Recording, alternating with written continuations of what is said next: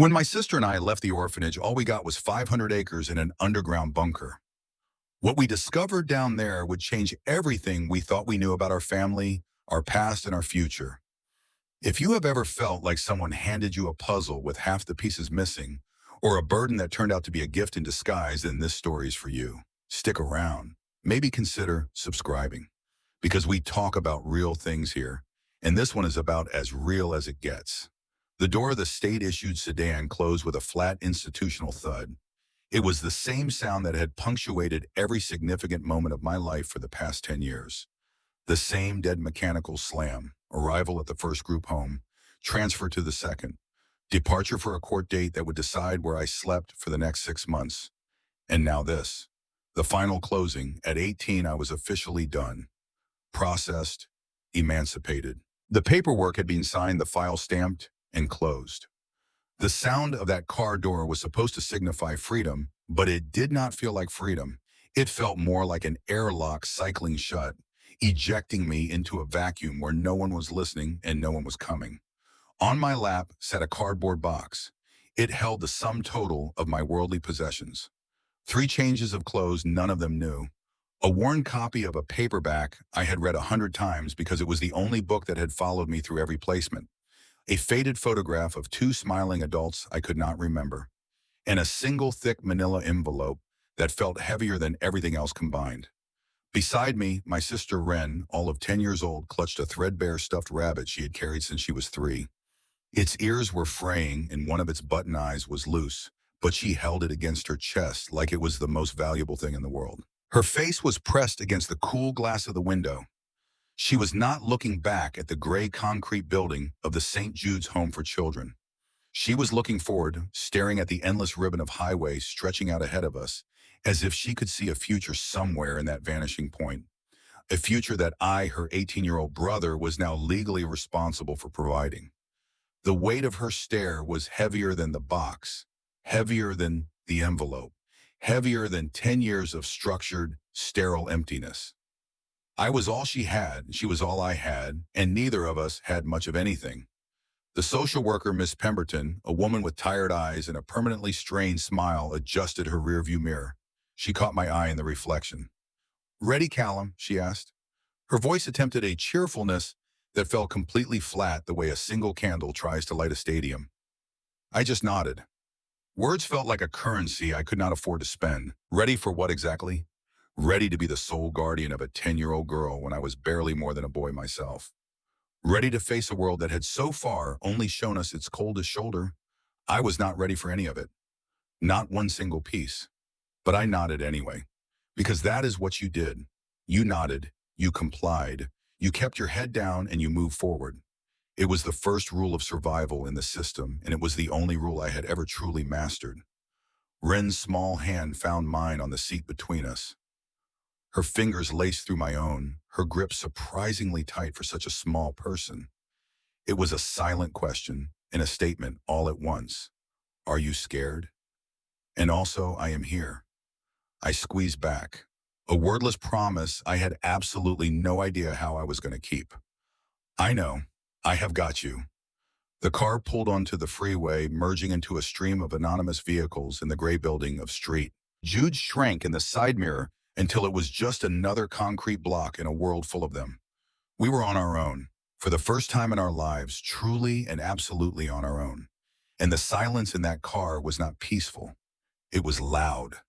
It was filled with the unspoken anxieties of a beginning that felt terrifyingly like an end. Our first stop was not a new home. It was an old office building downtown, the kind with a marble lobby that smelled of floor polish and quiet desperation. The elevator was slow, and the hallway was dim lit by fixtures that had not been updated since the building was erected sometime during the Eisenhower administration. The name on the frosted glass door read Garrick and Associates Attorneys at Law. There was only one Garrick, a man who looked as old as the leather-bound books lining his walls. He was tall, stooped at the shoulders, with a face that appeared to have been carved from granite and then softened reluctantly by a pair of kind and deeply wary eyes. He wore a dark 3-piece suit that might have been fashionable 30 years ago. His tie was knotted with military precision. He did not smile when we entered, but he did not offer the plastic sympathy we were so accustomed to receiving either. The "oh, you poor dears" expression that adults seemed to put on like a costume whenever they looked at us. Garrick skipped all of that. He simply gestured for us to sit in the two stiff leather chairs opposite his enormous mahogany desk. Wren's feet did not touch the floor. She swung them slightly, looking around the room with quiet curiosity. Ms. Pemberton stood by the door like a sentry at the edge of a world she could not follow us into. She was the final fading link to the system we were leaving behind. "Callum, Wren," Mr. Garrick began. His voice was a low rumble like distant thunder heard through thick walls. "I was your grandfather's attorney, and I was his friend." This was news to us.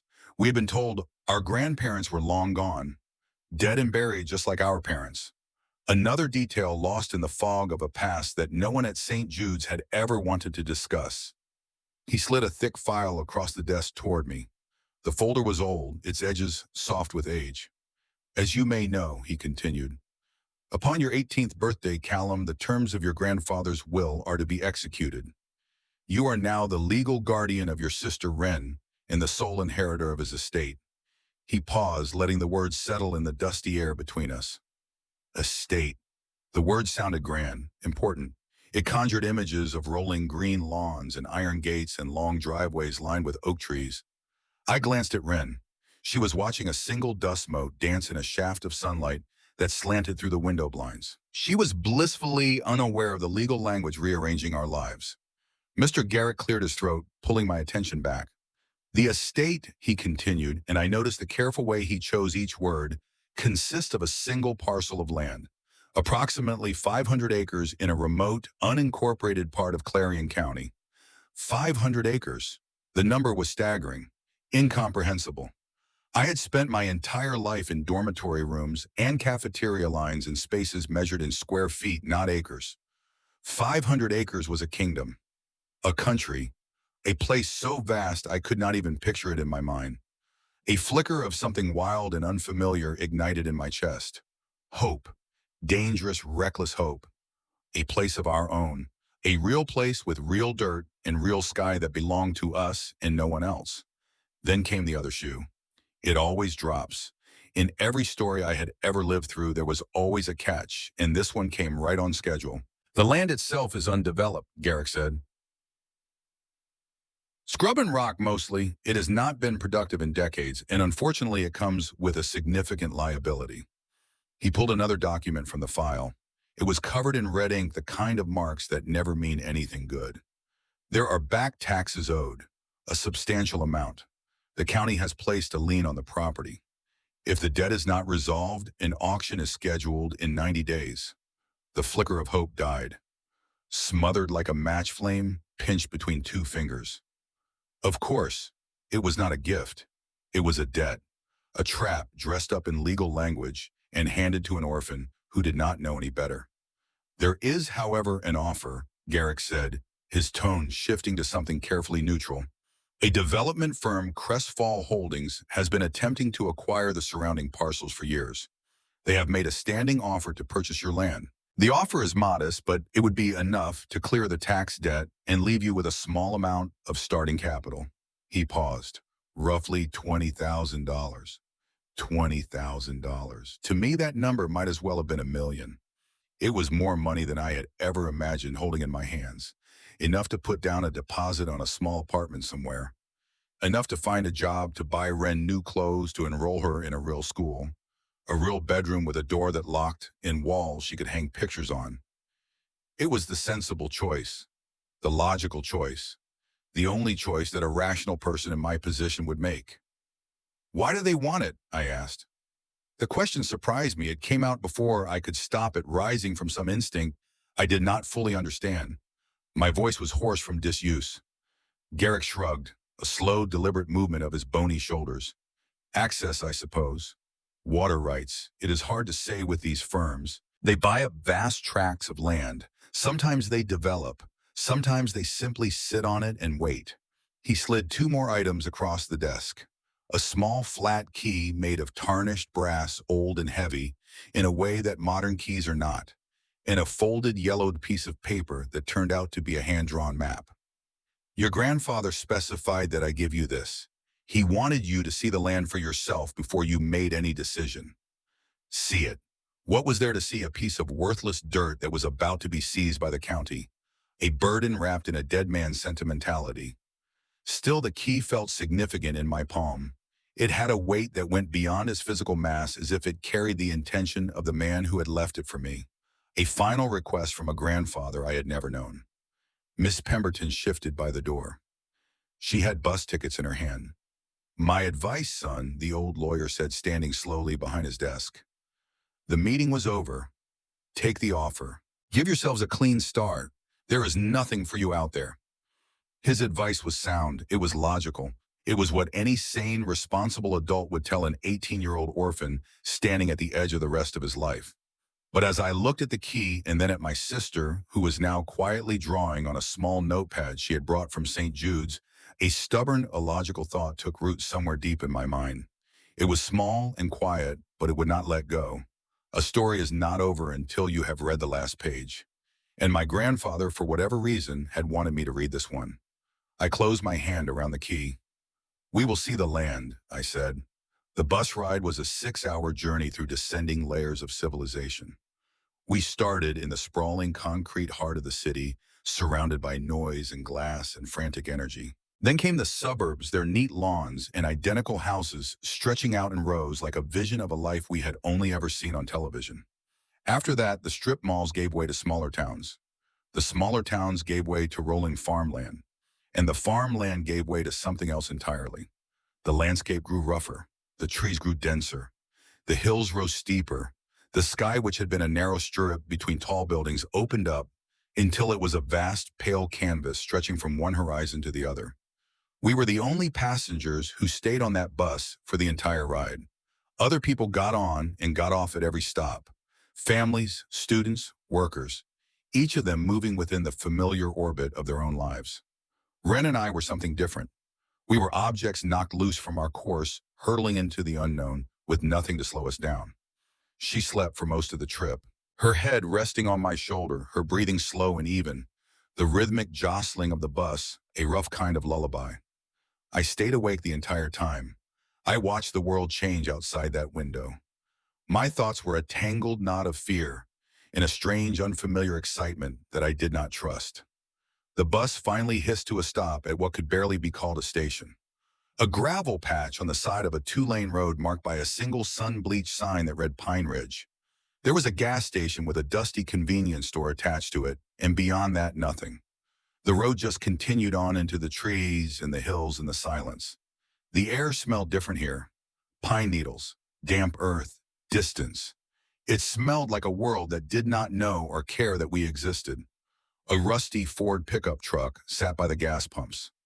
An old man with a face like a wrinkled apple was sitting in the driver's seat, his window rolled down, one arm resting on the door. He watched us get off the bus with a gaze that was curious but not unfriendly. This was our prearranged ride, the last leg of the journey. His name was Bodie. He spoke in short, clipped sentences. His voice had the raspy quality of a man who had spent decades breathing in sawdust and wood smoke and unfiltered cigarettes. "You're the kids for the old Mercer place," he said. It was not a question. He threw our single cardboard box and 2 backpacks into the truck bed with a casual ease and climbed back in. We got into the cab. The vinyl seat was cracked and cool against my legs. The dashboard was dusty, and a small wooden cross hung from the rear view mirror, swaying gently. The Mercer place. That was our grandfather's name. A name that, till yesterday morning, had meant absolutely nothing to me. "Heard a developer been sniffing around that land," Bodie said, as he pulled onto the road heading away from the gas station and deeper into the woods. "Want my opinion, sell it. Nothing but trouble, that property. Cursed, some folks say." Cursed. The word hung in the air of the cab, thick and heavy, as the dust kicked up by the tires on the gravel. I asked him what he meant. He grunted. "Old man Mercer was a strange one. Kept to himself. Built that place up, then just vanished one day. Folks around here figure he ran afoul of somebody, or maybe just went crazy from the quiet." He glanced at me sideways, his eyes sharp beneath the brim of a stained cap. "This ain't a place for kids." The pavement ended. The road became a rutted dirt track that wound its way up into the hills. The trees closed in on both sides, their branches reaching over us and forming a canopy that broke the light into shifting patterns of gold and shadow. It was beautiful, but it was beautiful in the way that deep water is beautiful. You could admire it and still understand that it could swallow you whole. After 20 minutes of bouncing and rattling, Body pulled the truck to a stop. "This is as far as I go," he said, pointing through the windshield at the overgrown trail ahead. "Path is too washed out for the truck. Follow it about half a mile. You will see it." I paid him the cash that Ms. Pemberton had given me for the fare. He took it without comment, folding the bills into his shirt pocket. His expression was unreadable. "You got a way to call for help?" he asked as we climbed out. I held up the cheap prepaid phone the state had issued me. The screen showed 0 bars. He shook his head slowly. "Well, good luck to you." And with that, he reversed the truck in a grinding multi-point turn and drove away. The sound of his engine faded, and then there was silence. Not the silence of a room or a building, the silence of the earth itself, the wind in the leaves, a bird somewhere far off, and the frantic hammering beat of my own heart. I hoisted the cardboard box onto my shoulder, grabbed my backpack, looked at Wren. Her eyes were wide. She was staring at the wall of green that surrounded us on every side, the trees rising up like the pillars of some vast roofless cathedral. "It's like a jungle," she whispered. There was awe in her voice. Not fear, awe. "Come on," I said, forcing a confidence I absolutely did not feel into my voice. "Let's go find our castle." We started up the washed-out path. 2 orphans, a cardboard box, and a dead man's key. Walking straight toward a curse. The path was less a path and more a suggestion. A faint impression of compacted earth that wound through dense undergrowth. Half a mile felt like 5. Thorns snagged at our clothes, roots grabbed at our ankles. The air grew thick and humid under the canopy, and sweat ran down my back as the cardboard box dug painfully into my shoulder. I was about to tell Wren we needed to stop and rest when the trees thinned. The undergrowth fell away, and we stepped into a clearing. There it was, our inheritance, our estate, our castle. It was a shack, a small, sad, dilapidated structure made of weathered gray wood, its roof sagging in the middle like the back of a tired horse. One window was boarded shut with plywood that had gone black with mold. The door hung crookedly on a single rusted hinge. A stone chimney covered in moss and leaning to one side looked like it would collapse if you breathed on it too hard. This was the Mercer place. The last shred of hope I had been carrying evaporated, just gone, replaced by a cold, hollow feeling that started in my stomach and spread outward until it filled my entire body. I had dragged my little sister across the entire state of Pennsylvania for this, for a pile of rotting wood in the middle of nowhere. I had turned down $20,000. $20,000 that could have given her a bed and a school and a normal life. And I had brought her here instead. To this. I set the box down in the dirt. I could not look at her. I was too ashamed. I waited for the tears. I waited for the trembling lip and the quiet voice saying she wanted to go back. I waited for the moment when she would realize that her brother, the only person in the world she could depend on, had made a terrible, terrible mistake. But Wren did not cry. She did not say a word. She just walked slowly and silently across the carpet of pine needles toward the shack. She reached out one small hand and touched the rough, weathered wood of the wall. She stood there like that for a moment, her palm flat against the grain, as if she was listening to something inside the wood itself. "It's quiet here," she said softly. I looked at her, really looked at her. She was not crying. She was not disappointed. She was just observing, taking it all in, seeing something that I in my shame and my fear could not see. That was Wren. She always saw things I missed. She had found the single dancing dust mote in the intimidating lawyer's office. Now she was finding the quiet at the center of a terrifying wilderness. She had a gift for finding the one beautiful thing in a room full of ugly ones. I took a deep breath and pushed the despair down, locked it in a box somewhere behind my ribs. There was no going back to the bus station today. We had to at least spend the night. We had to make this work, even if it was just for a few hours. The door groaned when I pushed it, a long, agonized creak of rusted metal and swollen wood. But it opened. The inside was a single small room, surprisingly dry but thick with the smell of dust, old wood, and mice. A crude wooden table and one chair stood in the center. A rusty wood-burning stove was shoved into a corner near the chimney.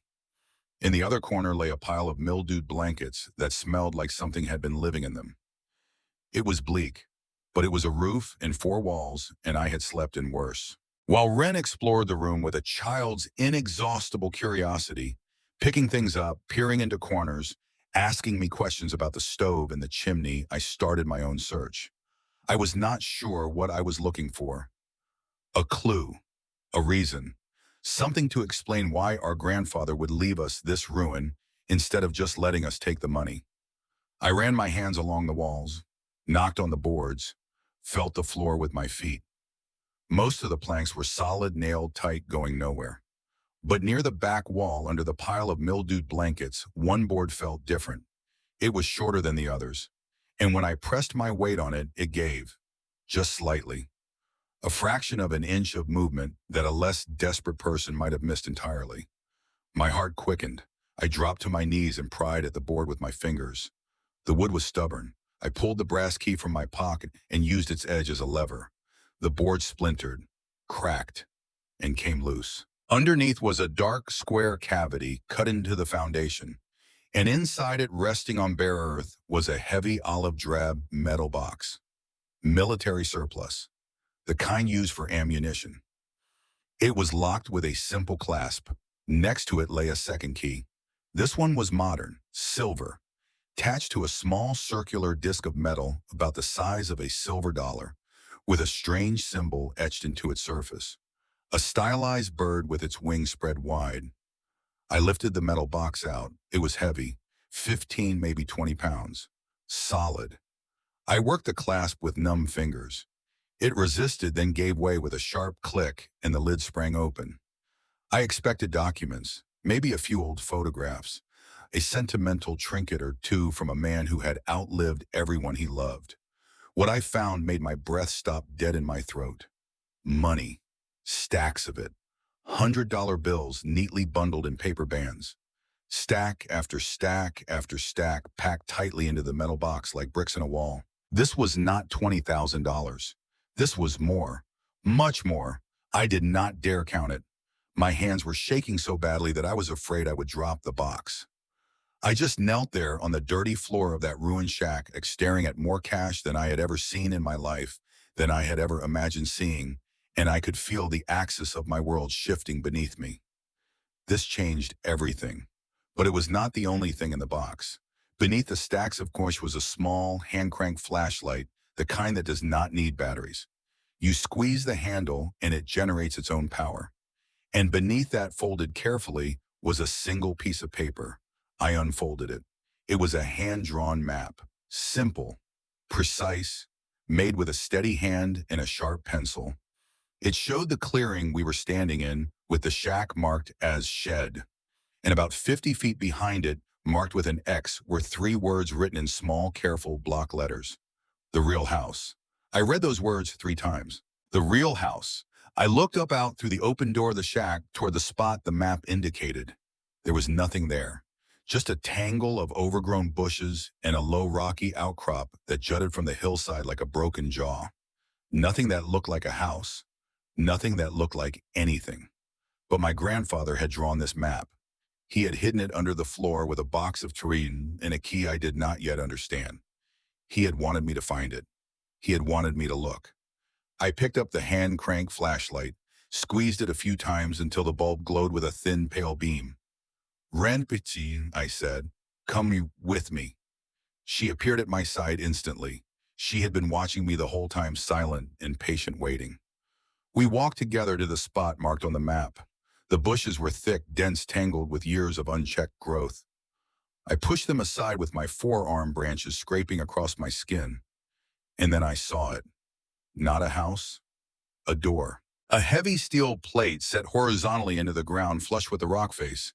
It had been painted to match the surrounding stone, a masterful camouflage that you could have walked over 1,000 times without ever noticing. In the center of the door was a keyhole, and next to it a small recessed circle exactly the size of the metal disc attached to the silver key. I slid the key into the lock, turned it. A heavy mechanical clunk echoed from somewhere below, deep in the earth, like the heartbeat of something massive waking up. Then I pressed the metal disc into the recessed circle. There was a low hum, a vibration I felt more than heard traveling up through the soles of my boots. And then with a hiss of hydraulics, the massive steel door began to rise. It opened like a clamshell, slow and heavy and deliberate, revealing a set of steep concrete steps descending into absolute darkness. A wave of cold, stale air washed over us. It smelled of earth and concrete and something else. Something clean and sharp like ozone after a lightning strike. This was it. The real house. Not a shack, not a ruin, an underground bunker hidden beneath 500 acres of cursed land. My grandfather had not been a strange old man who went crazy from the quiet. He had been a man with a secret, a very, very big secret, and he had buried it in the earth and waited for us to come and dig it up. We stood at the top of those stairs, Ren and I staring down into the dark. The flashlight beam cut a weak but steady path into the gloom below. The steps disappeared around a curve. There was no telling how deep they went. "Stay close," I whispered. Ren's hand found mine. Her grip was tight. Her breathing was quick. But she did not hesitate. She did not ask to go back. She just looked at me with those dark, steady eyes and gave me one small nod. And together we took the first step down. The descent felt like crossing into another world. The air grew colder with each step. The sounds of the forest above the wind, the birds, the creaking of tree branches, all of it faded until there was nothing. Just our footsteps on the concrete, just our breathing, just the faint mechanical hum of something alive deep below the surface. The stairs were steep and narrow and closed in a smooth-walled shaft barely wide enough for one person. I counted the steps without meaning to, an old habit from St. Jude's where I used to count ceiling tiles to fall asleep. 10, 20, 30. At 30 steps, we reached the bottom. We were standing in a small square entryway.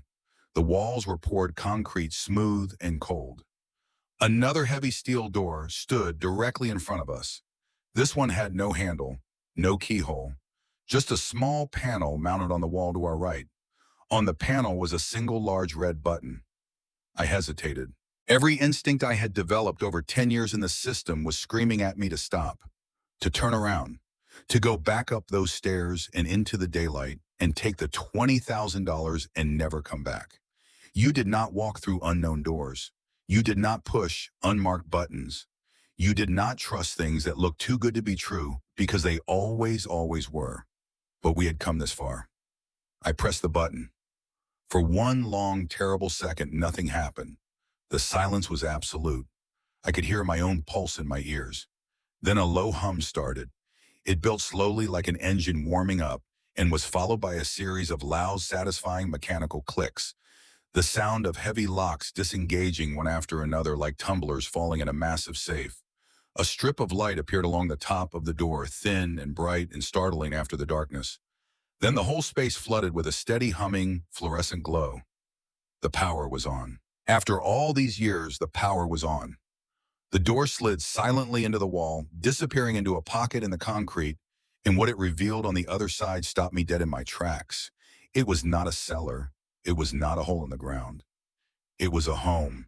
A strange, windowless underground home, yes, but a home in every way that mattered. Clean, functional, built with care and intention and an almost obsessive attention to detail. We were standing at the entrance to a long hallway. The ceiling was low but not oppressive, maybe 8 feet. The walls were smooth, concrete, painted a neutral gray-white. The air was stale but moving, pushed by a quiet ventilation system that I could hear humming softly somewhere behind the walls. Doors lined both sides of the hall. I opened them one by one, and each room revealed another piece of a life that had been lived down here in the dark. The first door opened into a compact, efficient kitchen, a propane stove, a refrigerator that hummed to life when I opened it, the interior light flickering on. Cupboards stocked with canned goods and vacuum-sealed packages of freeze-dried meals, all neatly organized, or labeled with dates written in careful block handwriting. Everything was covered in a thin layer of dust, but otherwise perfectly preserved. Another door, a bathroom, A toilet, a sink, a shower stall with a drain in the concrete floor. I turned the faucet. After a moment of sputtering and groaning in the pipes, water came out. It ran brown at first, then clear. Another door, a bedroom. Two bunk beds neatly made with military corners, the blankets tucked tight. Two, one for each of us. He had known. He had planned for this. At the end of the hallway, we entered a larger room, a living area combined with a study. There was a worn but comfortable-looking couch, a bookshelf that covered an entire wall filled with titles on engineering, history, mathematics, and cryptography. A reading lamp, a small table with two chairs, and a large desk positioned against the far wall. On that desk, placed squarely in the center as if waiting for this exact moment, was a vintage cassette tape recorder, the kind with the two spools visible through a clear plastic window. Next to it was a stack of cassette tapes, at least a dozen, each one meticulously labeled in the same neat block handwriting I had seen on the canned goods. And beside the tapes was a thick leather-bound journal, its cover dark and cracked with age. The first tape was labeled in larger letters than the rest. For Callum and Wren, play this first. My hands were trembling when I picked it up. Not from cold, not from fear, from the sudden, overwhelming awareness that I was about to hear the voice of a man who had shaped our entire lives, as without us ever knowing he existed. A man who had been a ghost, a rumor, a name on a legal document. I looked at Wren. She was standing in the middle of the room, turning slowly, taking it all in. The books, the desk, the low ceiling, the humming lights. Her eyes were wide and unblinking, but she was not afraid. She was absorbing. I gestured for her to sit on the couch. She climbed up and curled into one corner, pulling her knees to her chest, her stuffed rabbit tucked under one arm. I inserted the tape into the machine. The mechanism accepted it with a soft click. I pressed play. The speakers crackled, a hiss of static, the sound of a recording that had been waiting in the dark for years. And then a voice filled the room. It was a man's voice, low, calm. But beneath the steadiness, there was an undercurrent of weariness so deep it sounded like it had seeped into the man's very bones. It was the voice of someone who had carried something heavy for a very long time and had finally set it down. Callum, Wren, if you are hearing this, then I am gone, and you have found your way home. Home. The word hit me like a physical force, a word I had heard 1,000 times but had never once felt. Home was something other people had. Home was the thing behind the lit windows we drove past on the way to the next placement. My name is Aldrich Mercer. I am your grandfather. I sank onto the desk chair. My knees had stopped working. The room blurred and then sharpened and then blurred again. Wren was watching me from the couch, her face pale, her eyes locked onto the tape player, as if the voice was coming from inside the machine itself.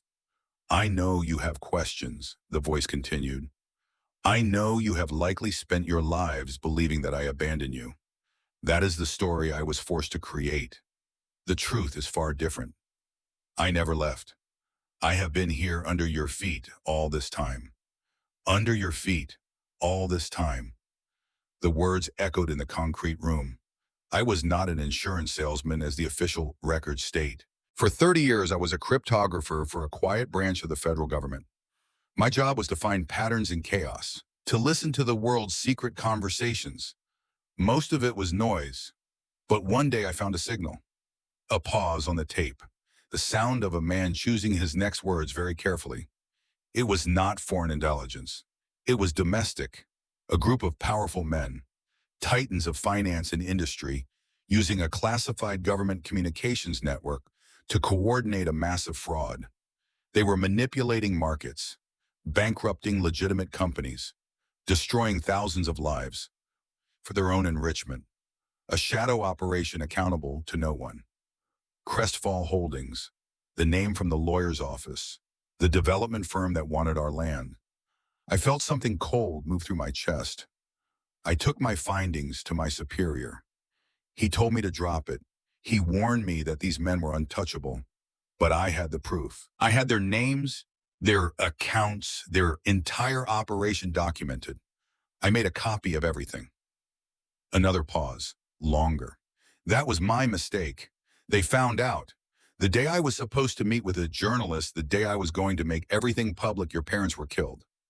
The room went very still. Even the ventilation seemed to pause.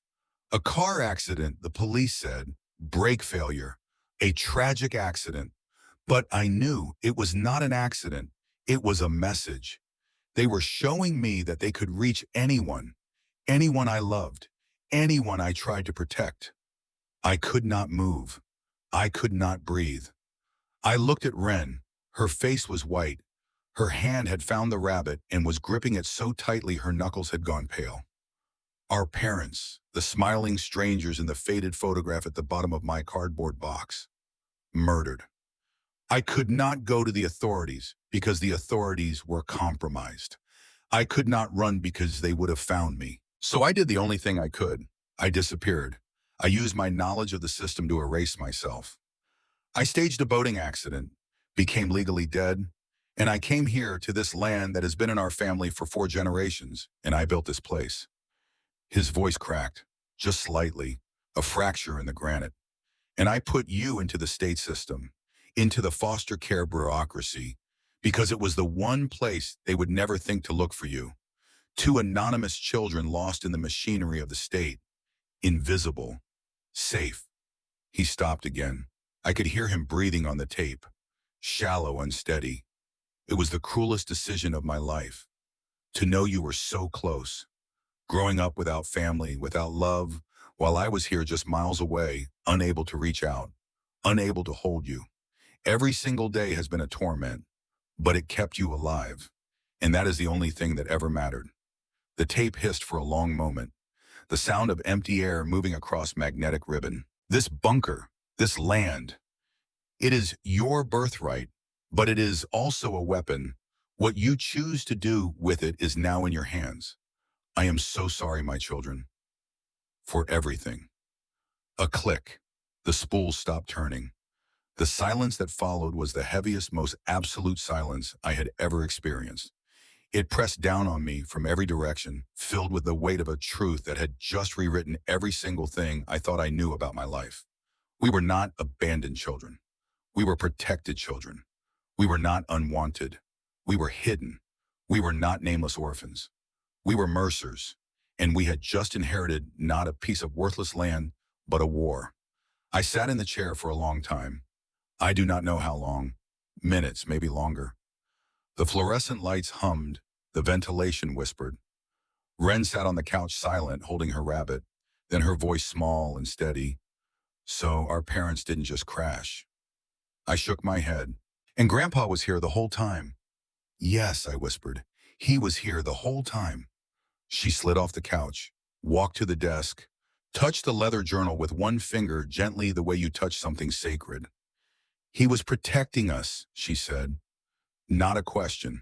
A fact she had already accepted. A truth she understood with a clarity that my 18-year-old mind was still struggling to grasp. I stood up and turned away from her, walked to the bookshelf, pretended to read the spines. But the titles were just shapes.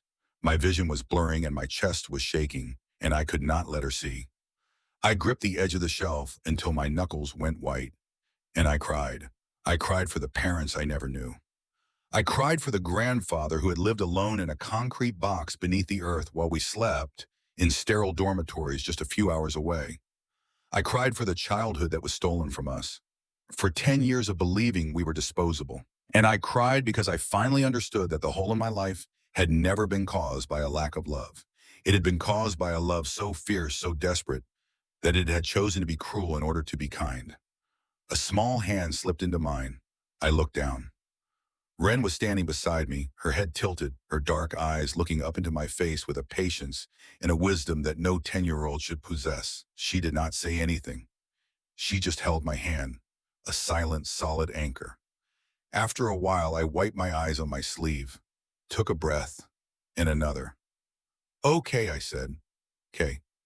The grief passed through me like a mound and left behind something else. Something cold and clear and hard. Anger and sorrow were luxuries. We had a decision to make.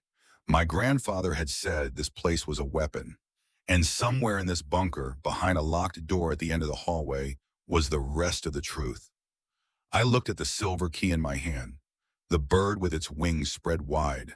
And I looked at the steel door at the far end of the corridor, the one we had not opened yet, the one that was different from all the others. The northmost room, the journal on the desk had one more line that I had read while Ren was exploring. The decision to open that door must be yours alone. I stood at the end of the hallway, key in my hand, my sister at my side. I thought about the lawyer's advice. Take the offer. Give yourselves a clean start. I thought about the money in the metal box up in the shed. Enough to disappear, enough to forget. And I thought about a man who had spent 30 years alone underground, protecting a truth that the most powerful men in the country wanted buried. I put the key in the lock. It turned with a smooth, precise click, and I opened the door. The door swung open and the cold hit me first. Not the damp, earthy cold of the rest of the bunker. This was different.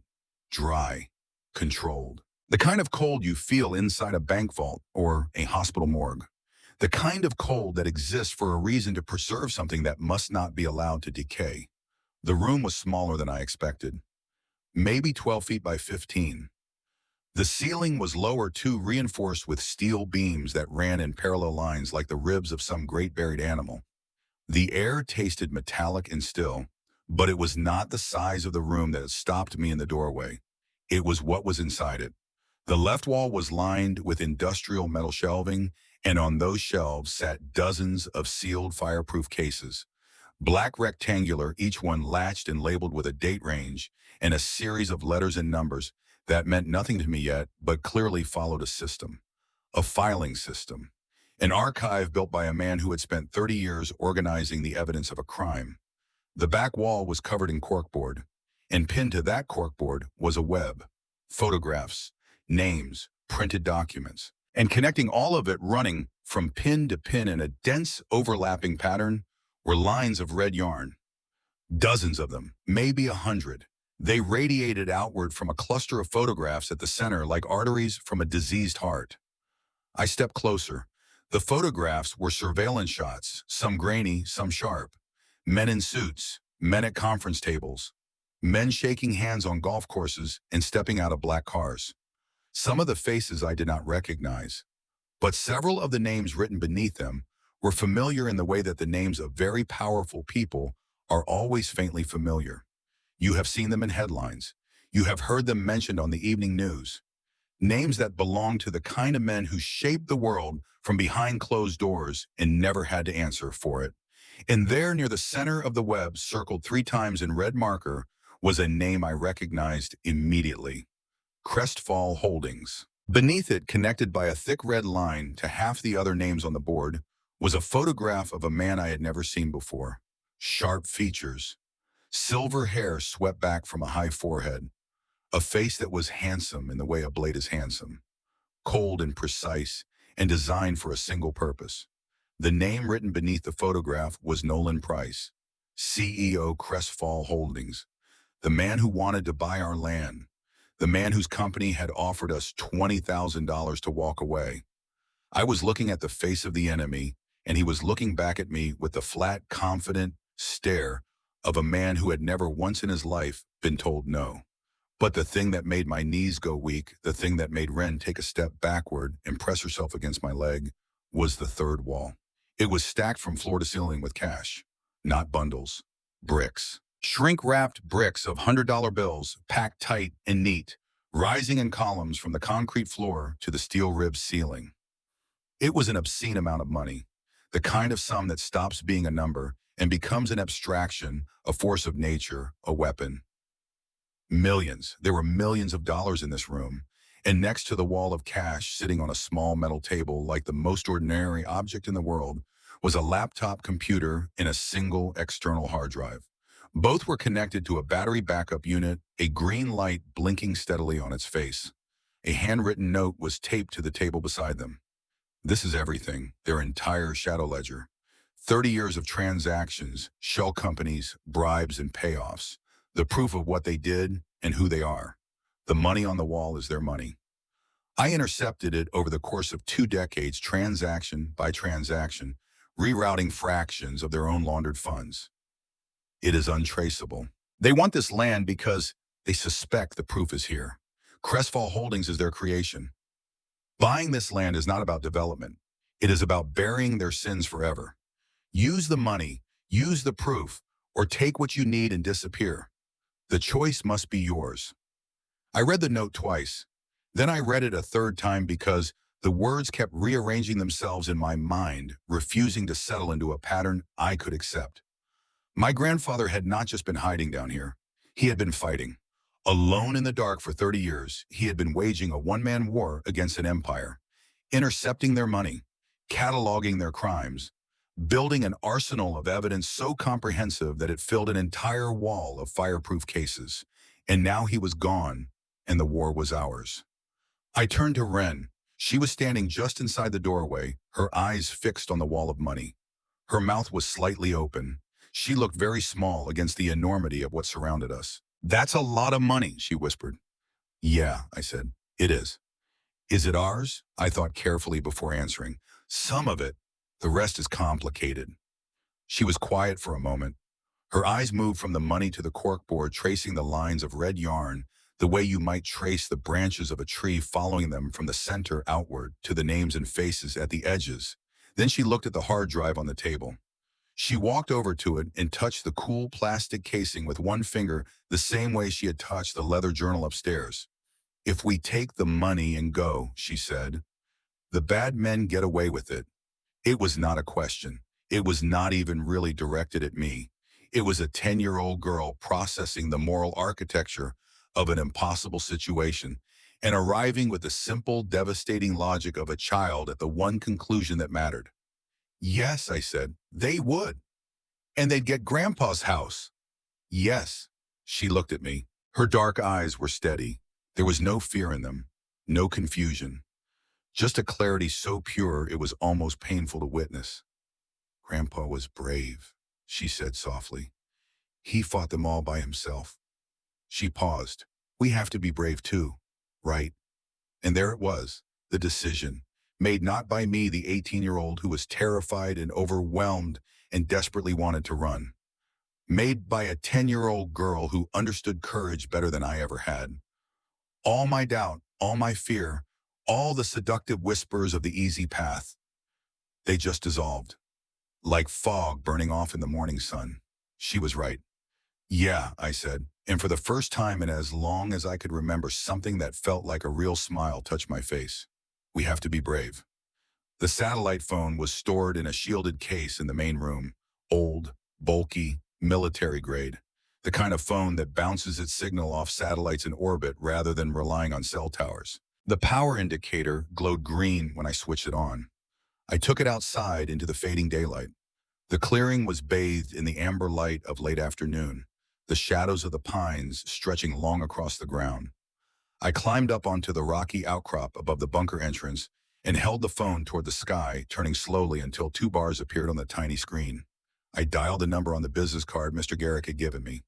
3 rings. Then his gruff voice. "Garrick." "Mr. Garrick, it's Callum Mercer." A beat of silence.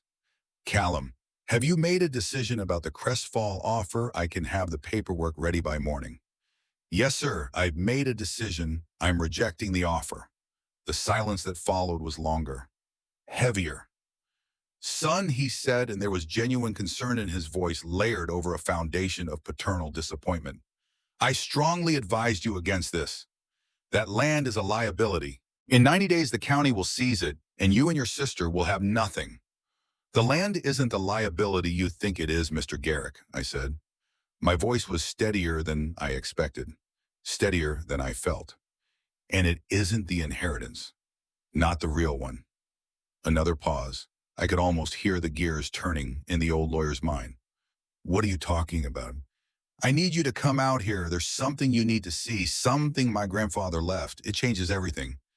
"Callum, it is a 6-hour drive. I cannot simply—" "Crestfall Holdings," I said, and I used the name the way you use a knife, to cut through everything else.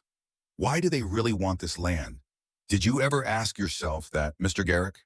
Did you ever wonder why a multi-billion-dollar development firm is interested in 500 acres of worthless scrub in Clarion County?" Dead silence on the line. I had his attention. "I'm at the property," I said. I'll meet you where the pavement ends. Tomorrow, noon. Come alone. I ended the call before he could argue. The first shot had been fired. There was no taking it back. He came. I had spent the morning in a state of restless energy, unable to sit still, walking the half-mile trail to the dirt road and back 3 times before finally forcing myself to wait at the junction where the pavement ended. Noon passed, then 1 o'clock, then 2. The doubt crept in like water through a crack. What if he had dismissed me as a grieving, confused kid? What if he had called Crestfall instead? But at 2:30, a dark sedan appeared on the road. It pulled over slowly, carefully, the way a man drives when he is not sure he wants to arrive. Garrett got out. He looked profoundly out of place in his dark suit and polished shoes against the backdrop of the forest, like a crow that had landed in the wrong field. "You said you had something to show me," he said. His voice was flat, skeptical. The voice of a man who had made a long drive and was already regretting it. "I do. Follow me." He looked at the muddy trail ahead. He looked down at his shoes. He sighed the deep, bone-weary sigh of an old man who has seen enough of the world to know that nothing good ever comes easily. And then he followed me. The walk was silent. I could hear his labored breathing behind me on the trail, the snap of branches, the occasional muttered word when his foot caught a root. When we reached the clearing and he saw the shack, he stopped. "This is it." He did not bother to hide the pity in his voice. "This is what you refused $20,000 for." "That's not it," I said. I walked past the shack, toward the outcrop. "This is." I pushed the bushes aside, revealed the steel door. His eyes widened. Not much, but enough. I used the key and the disc. The hydraulics hummed. The door rose. Cold air poured out of the ground like breath from a sleeping giant. I went first. He followed one careful step at a time, gripping the concrete walls of the stairwell for balance. At the bottom, I hit the button. The locks clicked. The lights came on. I gave him the tour. Room by room, door by door. I watched his face change. The skepticism crumbled, first replaced by confusion. The confusion gave way to disbelief. The disbelief became something I had not expected to see on that granite face. Awe. He said nothing, he just looked. His sharp lawyer's eyes cataloging every detail. The stocked kitchen, the working plumbing, the bunk beds, the ventilation system, the wall of technical manuals. I saved the vault for last. I unlocked the northern door, pushed it open, stepped aside. Garrick walked in and stopped. He stood there for a very long time. He stared at the conspiracy board, at the faces and names in the web of red yarn. He walked to the wall of cash and touched one of the shrink-wrapped bricks, pressing his thumb against the plastic, as if confirming that it was real. He turned to the corkboard and his eyes moved from face to face, and I could see the moment when he recognized some of them.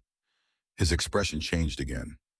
The awe became something darker, something that looked like fear. Then he saw the hard drive. "My God," he whispered. The sound barely escaped the room. "What is all this? My grandfather's life's work," I said. "It's the truth." I played him the tape. I showed him the journal. I explained the connection between Crestfall Holdings and the men on the board. I laid it all out, piece by piece, the way my grandfather had laid it out for me. Garrick listened. He did not interrupt. His face was a mask of intense concentration, the kind of focus I imagined he brought to the most critical moments of his career. When I finished, he lowered himself onto the small metal stool by the table. He looked for the first time since I had met him like an old man. "Aldrich," he said quietly. "Not to me, to the room, to the ghost that lived in these walls. You magnificent, stubborn fool. You actually did it." He looked up at me, and something had changed in his eyes. He was not looking at a troubled kid anymore. He was not looking at a client who needed to be managed or a boy who needed to be protected from his own bad decisions. He was looking at me the way one man looks at another when the stakes are real and the pretending is over. "Do you understand what this is?" he asked. His voice was low, urgent. "This is not just evidence of financial fraud. This is organized criminal conspiracy at the highest levels. This hard drive could bring down an empire." He stood up, paced the small room. The dusty old lawyer was gone. In his place was something I had not expected. A fighter. "They will not let you keep this, Callum. Now that you have rejected their offer, they will know something is wrong. They will come for this land, and they will not come gently. I know, I said. That's why I called you. He nodded slowly, already thinking, already planning. First, we file an injunction to halt the tax auction. We cite a discovery of new assets in a dispute of ownership terms. That will buy us time, 60 days, maybe 90. Second, we do not go to the FBI, not yet. Not until we know who inside the system we can trust. He pointed at the conspiracy board. Your grandfather was right. The rot goes deep. We file a whistleblower lawsuit under seal. We use the evidence to force a federal investigation, but on our terms with protections in place. He looked at the wall of cash. And we use their own money to do it. Forensic accountants, data security, the best we can find. He stopped pacing and faced me. His expression was as serious as death. This will be a war, Callum. It will be Mom, and ugly and dangerous. Your life and your sister's life will be at risk. You can still walk away. Take the money from the shed and go. I will never speak a word of this. One last chance to run. I'm not walking away, I said. This is our home. We're going to defend it. He studied me for a long moment. Then a grim, tight smile crossed his face. The smile of a man who had just found something he thought was extinct. Good, he said. Then let's go to war. The next weeks were a blur. Garrick left that evening. He took the hard drive and one of the fireproof cases with him locked in the trunk of his sedan. He promised to be in contact within 48 hours.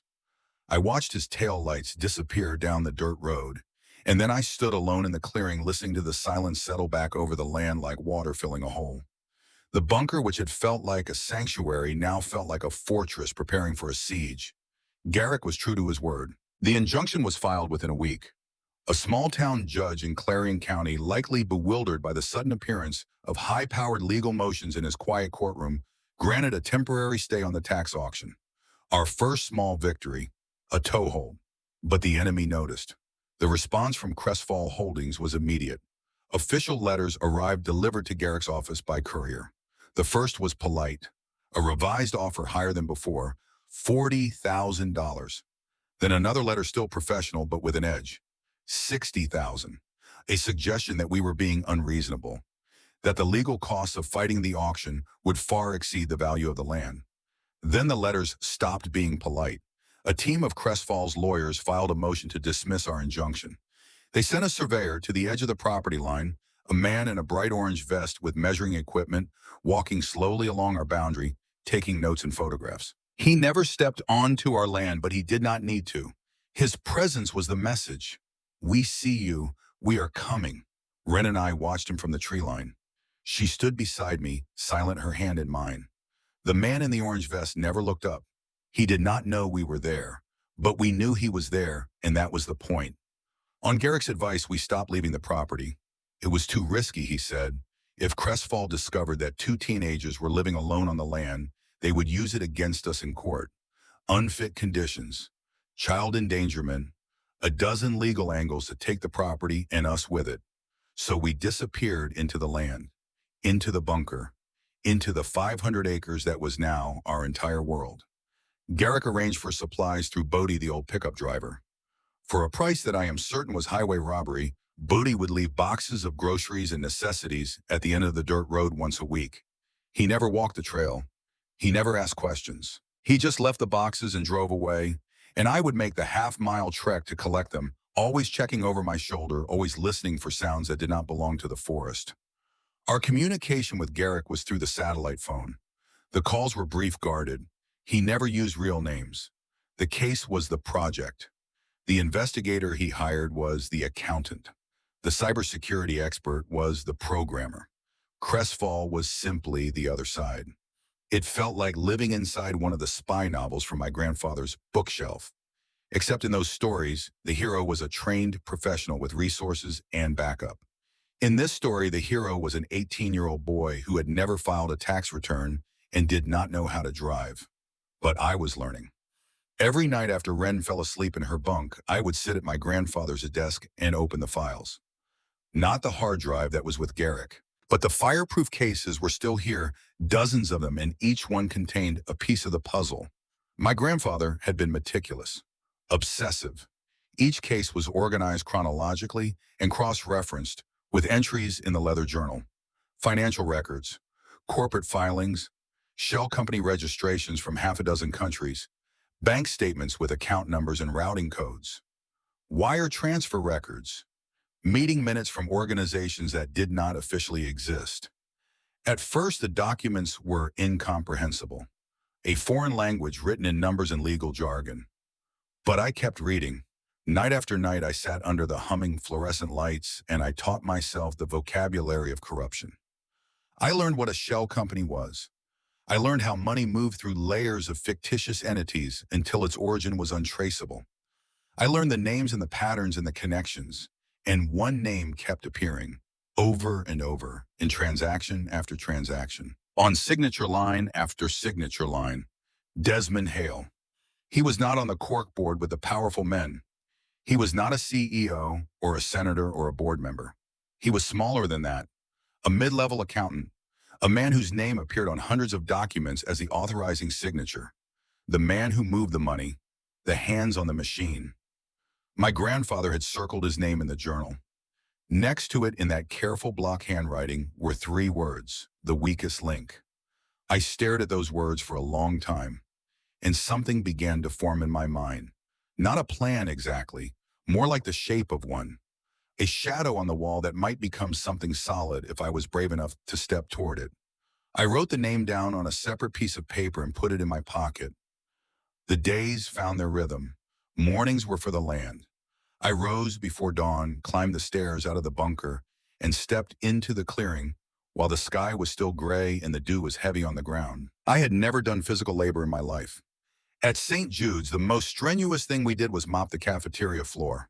But there was work to be done here, real work, and something in me responded to it like a hunger being fed. With some of the cash from the metal box, I had body deliver tools along with the groceries. An axe, a bow saw, shovels, a post hole digger, a hammer and a coffee can full of nails, rolls of wire fencing, seeds. I started with the undergrowth. The clearing around the shack had been reclaimed by the forest over the years, choked with brambles and saplings and vines as thick as my wrist. I cut it all back hour after hour until the clearing doubled in size. Then I cut more. My hands blistered. The blisters broke. The raw skin underneath hardened. My arms ached. My back screamed. But with every swing of the axe, with every root I pulled from the earth, I felt something happening that I had never experienced before. I was building something, not just clearing land, building a perimeter, a boundary, a line that said, this is ours and you cannot cross it. I repaired the shack first, replaced the rotted boards with timber I cut from deadfall in the surrounding woods, straightened the door, patched the roof with sheets of tin that Bodie sourced from somewhere. It was rough work, ugly work, the kind of carpentry that would make a professional weep. But when it was done, the shack was solid, dry, functional, a workshop and a watchtower above the hidden fortress below. Then I built a fence, not a pretty one, a functional one, wire strung between posts encircling the clearing and the outcrop that concealed the bunker entrance. And along the fence line I strung trip wires, crude alarms made from tin cans filled with pebbles hung from fishing line at ankle height. If anything larger than a raccoon crossed that line at night, I would hear it. Wren helped. She could not swing an axe or dig post holes, but she carried water. She sorted seeds. She swept the shack floor every morning with a broom we fashioned from a branch and some dried grass. And she talked, constantly, endlessly, beautifully. She narrated our work like it was an expedition, giving names to the trees and the birds and the rocks. The large flat stone by the bunker entrance became Sentinel Rock. The twisted pine at the edge of the clearing was Old Man. The creek that ran along the eastern boundary was the River of Secrets, which she later shortened to just Secret. She started a journal. Using the back of old printer paper from the bunker study, she documented every plant and animal she encountered. Her drawings were remarkable, precise in detail with notes in her careful, round handwriting about color and size and behavior.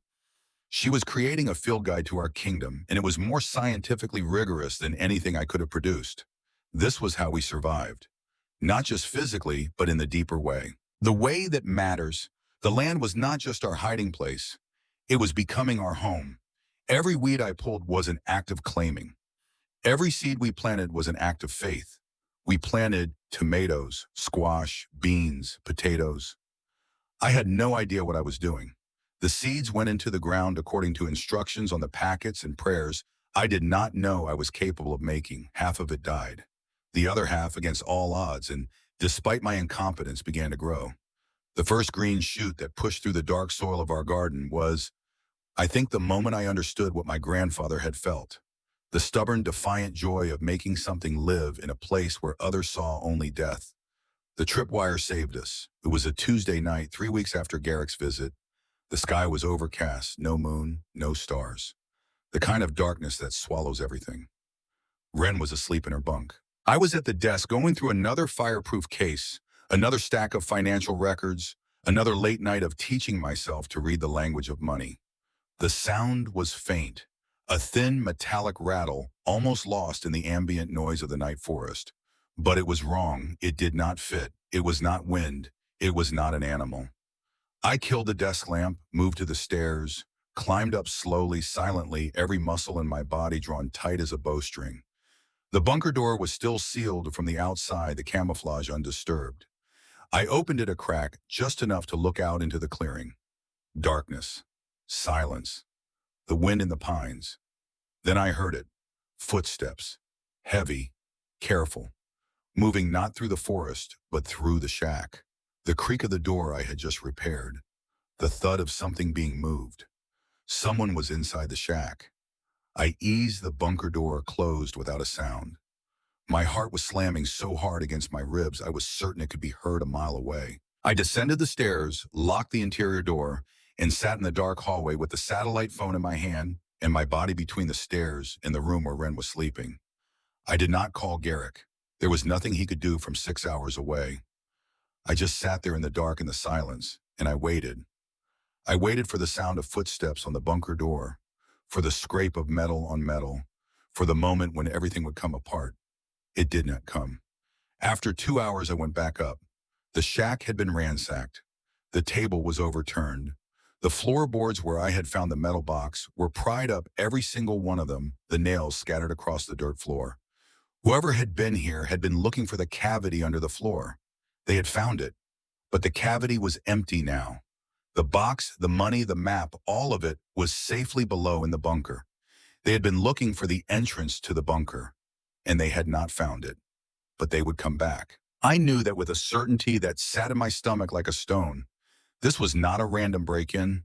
This was a search. Organized, purposeful. They knew something was here. They just did not know where. The clock was ticking. I called Garrick at dawn, told him what had happened. His voice went quiet in the way it did when he was calculating something dangerous. They are escalating. We need to move faster. I know, I said, and I know how. I told him about Desmond Hale, the accountant whose name was on every document, the weakest link. I told him that I had been studying the files for weeks and that I understood the structure, now the way the money flowed, the way Hale's signature connected all the pieces.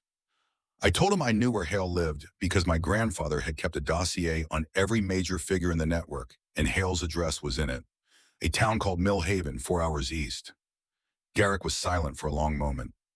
Callum, you are 18 years old. You cannot just show up at this man's door. I'm not showing up at his door. I'm going to find him. Talk to him, that's all.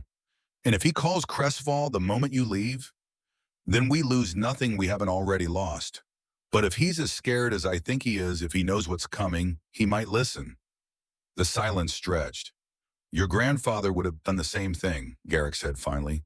It was not clear whether he meant it as a compliment or a warning. I know, I said. I borrowed Boddy's truck. This took some negotiating. Boddy was not a man inclined toward charity, and the idea of lending his vehicle to an 18-year-old he barely knew was not well received.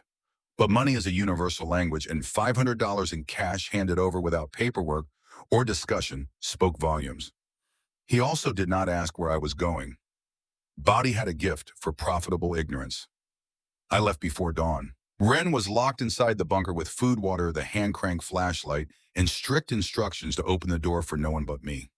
She looked at me with those steady, dark eyes and said nothing. She just nodded. She understood. The drive to Millhaven took 4.5 hours through winding mountain roads. I had taught myself to drive on the dirt tracks around our property, bouncing Bodie's truck through ruts and over rocks until the basics were ingrained. Highway driving was different, faster and smoother, but more exposed. I felt visible in a way that I had not felt since leaving the city. Millhaven was a small, tired town, the kind of place where the best days were behind it, and everyone knew it, but no one talked about it. Brick buildings with empty storefronts, a diner, a barber shop, a church with a steeple that needed paint. My grandfather's dossier included Hale's home address, his workplace, and several locations he frequented. One of them was a bar called the Lamplighter, a narrow, dim establishment on the main street with a neon sign that buzzed and flickered. I parked the truck out on the block and waited. It was a Thursday evening. If Hale was a creature of habit, and most men of his type were, he would be here. At 6:30, a man matching the photograph in my grandfather's file walked through the front door of the Lamplighter. Mid-50s, thin, balding, shoulders permanently hunched, as if he were trying to make himself smaller, trying to take up as little space in the world as possible.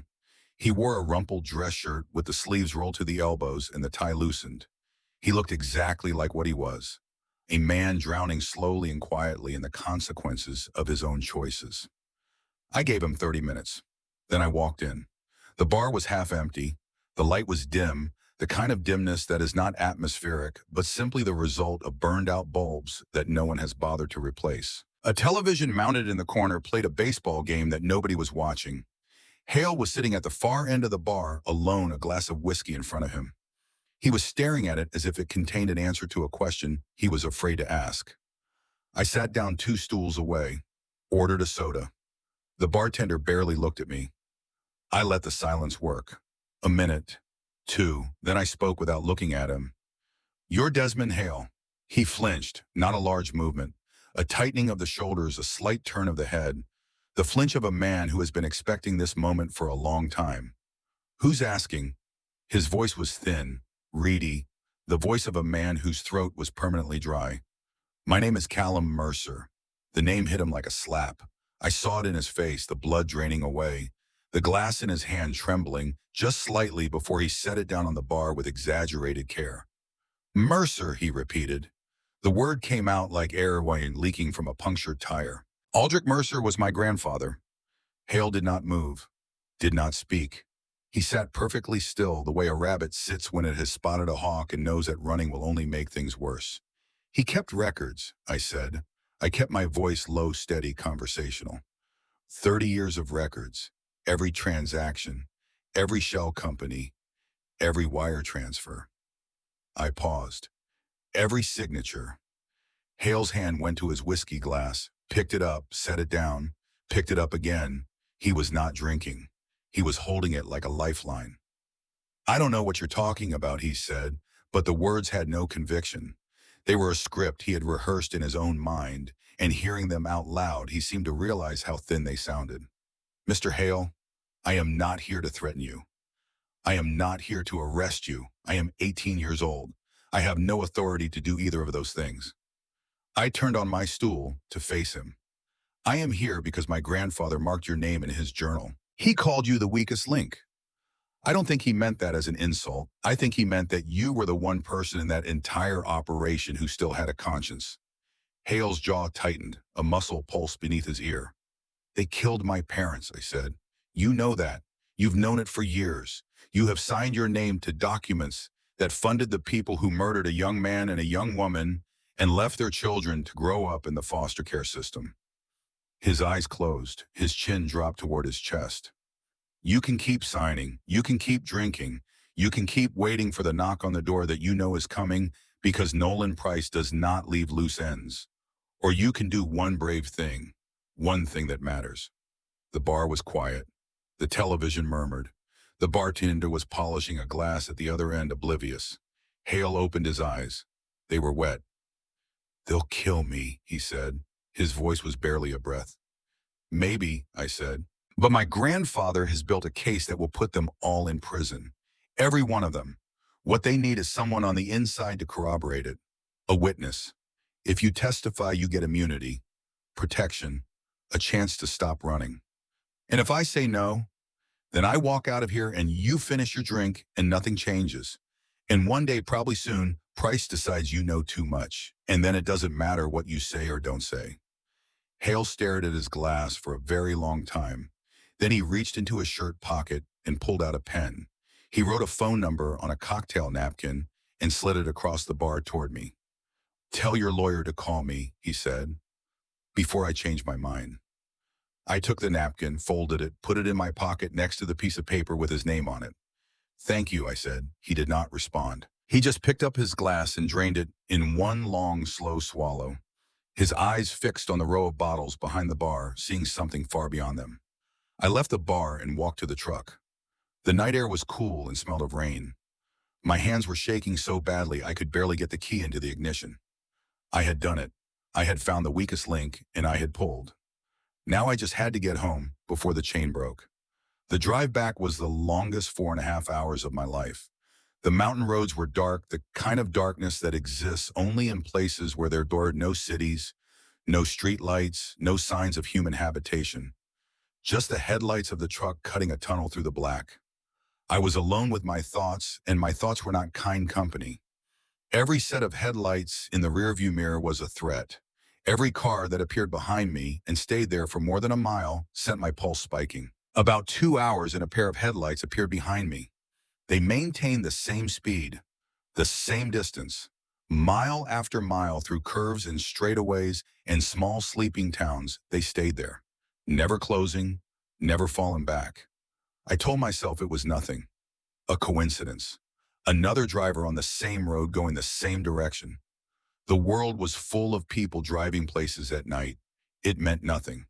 But 20 miles passed, then 30, and the headlights did not turn, did not vary, did not disappear. I made a decision. At the next small town, I pulled into a gas station, killed the engine, waited. The headlights passed, a dark SUV, tinted windows, no markings. It drove by at a steady speed and continued down the road. I sat in Bodie's truck in the gas station lot for 15 minutes watching the road. The SUV did not come back. I drove the rest of the way with the satellite phone on the seat beside me and Desmond Hale's phone number in my pocket and the taste of fear metallic and sharp at the back of my throat. I reached the property at 3 in the morning, parked the truck at the end of the dirt road, walked the half-mile in total darkness, navigating by memory and the faint sound of the creak. The bunker door opened. Wren was sitting on the couch in the main room, wrapped in a blanket, the hand-crank flashlight in her lap. She was not asleep. She had been waiting. "You came back," she said. "I told you I would." She nodded, set down the flashlight, held out her arms. I picked her up and held her. She weighed almost nothing. She smelled like canned peaches and old books and earth. "I found someone who is going to help us," I said into her hair. "Good," she whispered, "because someone was outside again today. I heard footsteps on the rock." The stone settled deeper in my stomach. The enemy was getting closer. The walls were closing in. But we had a weapon now. A name. A witness. A man whose signature was on every page of the conspiracy and who was ready to turn it all inside out. The war was not over. It was about to get worse before it got better. Much worse. But we were Mercers, and Mercers did not run. I called Garrick at first light, gave him the number, told him what had happened. There was a long pause on the line. "You did well, son," he said. His voice sounded strange, thick. "Your grandfather would be proud." Then his tone shifted, the general returning to the campaign. "Now listen carefully. What happens next is going to be dangerous. They know someone is pushing back. They do not yet know how much we have. But when Hale makes contact with us, the clock starts. We will have weeks, maybe days before Price figures out his accountant has flipped. And when he does, he will come for all of us." "Let him come," I said. I was standing on the ridge above the clearing, looking out over the valley. The sun was rising, painting the treetops gold. Wren was down below, watering our garden. She was singing something, her voice thin and clear in the morning air. "Our land, our home, our fight." "Let him come," I said again. "We'll be ready." Desmond Hale called Garrick on a Wednesday morning. I know this because I was standing on Sentinel Rock when the satellite phone buzzed in my hand And the first thing Garrick said was, "He called 20 minutes ago. He is ready." Those three words changed the weather of everything. For weeks we had been bracing, digging in, fortifying our position, like soldiers waiting for an assault they could feel coming, but could not see. Now for the first time we were moving forward. Not retreating, not hiding, advancing. Garrick spoke quickly.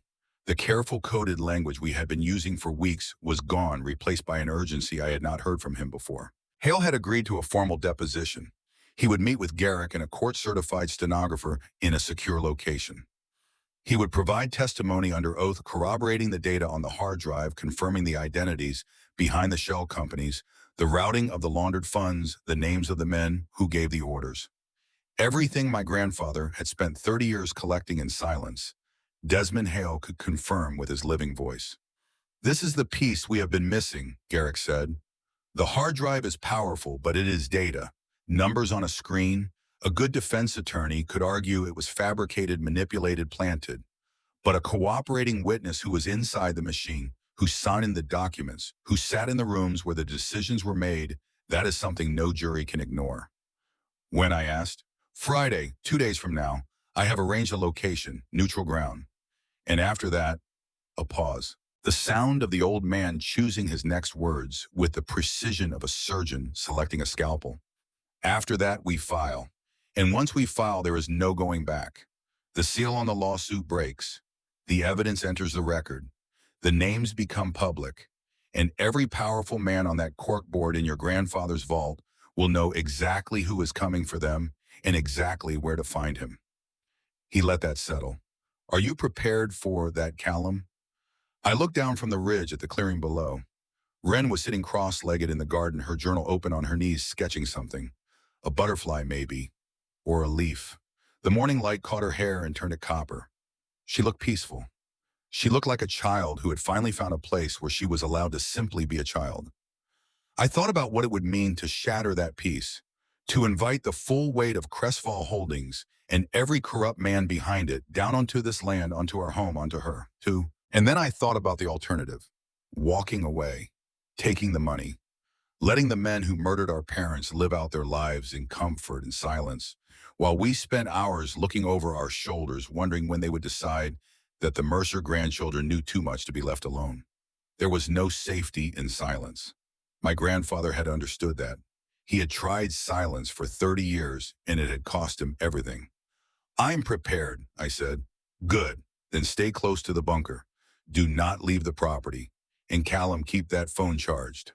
The 2 days before Hale's deposition were the longest of my life. I could not sit still. I paced the bunker hallway like a caged animal. I reorganized the pantry. I cleaned the ventilation filters. I sharpened every tool in the shed until the axe could split a hair and the saw could sing. Anything to keep my hands busy and my mind from spiraling into the dark places where doubt and fear lived. Wren watched me with the quiet patience she had perfected over 10 years of observing adults who were barely holding themselves together. She did not ask what was wrong. She did not ask me to explain. She just existed nearby, a steady, warm presence, reading her books, drawing in her journal, occasionally asking me to identify a bird call or help her spell a word. On Thursday evening, I sat her down at the table in the bunker kitchen. The fluorescent light hummed above us. 2 bowls of canned soup sat between us, steam curling upward. "Something is going to happen soon," I said. "Something big." She looked at me over her soup spoon, paused halfway to her mouth. "The fight," she said. Not a question. "Yes, the lawyer, Mr. Garrick, he is meeting with someone tomorrow. Someone who used to work for the bad people. That person is going to help us prove what they did. And then it becomes real, public. People will know. The bad men will know that we're the ones who told." Wren set her spoon down. She was quiet for a long time, her eyes fixed on the surface of her soup, as if reading something in the broth. "Will they come here?" she asked. I could have lied. I could have said, "No, we will be fine, nothing to worry about."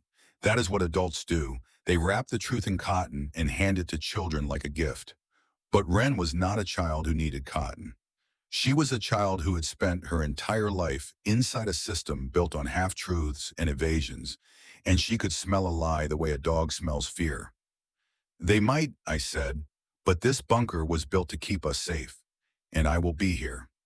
She considered this. Then she picked up her spoon and resumed eating. Okay, she said. That was all. Okay, the most powerful word in the English language when spoken by someone who means it. Friday came and went in silence. No call from Garrick. No news.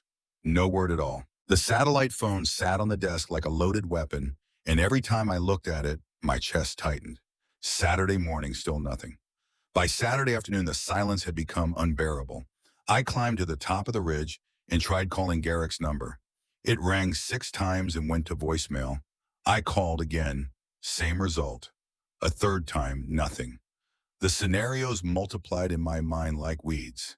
Hale had changed his mind. Hale had warned Crestfall. Garrick had been intercepted. The deposition had been compromised. Every possibility was worse than the last. Then at sunset, the phone rang. It's done. Garrick's voice was ragged, exhausted.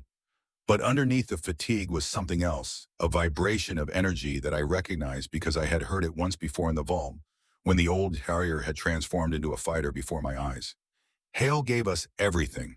4 hours of testimony, names, dates, account numbers, meeting locations. He confirmed every single entry on the hard drive. He confirmed the structure of the operation, the chain of command, the money trail. He paused, and he confirmed the order to kill your parents. The world tilted, the tree swam. I sat down hard on the rock, the phone pressed to my ear, and for a moment I could not speak. He was in the room.